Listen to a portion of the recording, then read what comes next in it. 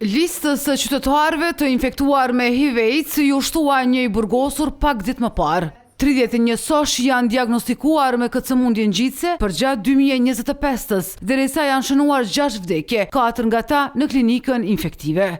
Këto të dhëna u bën të ditura gjatë kësaj të hëne në ditën ndërkombëtare kundër HIV-it nga aktorët institucional shëndetësor. Të dhënat ekzistuese dëshmojnë se ne nuk kemi një epidemi të koncentruar apo të generalizuar të HIV-infeksionit. Përqindjen më të lartë të infektuarve shënojnë burrat dhe moshat e reja që janë më të prekura. Në 82% të rasteve, me në 9 rrugët e transmisionit, 48 heteroseksuale dhe 35 homoseksuale.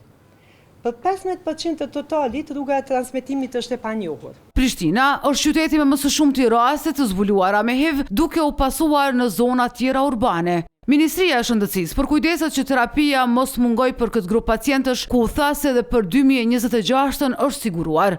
Qa është më rëndësishme sigurimin e terapisë antiretrovirale 2025-2026, pra për të 2 vitet, jo vetëm për 2025-shin, siç kena vepruar herët e tjera për 1 vit, po ne ndërkohë kemi të siguruar furnizimin për të 2 vite.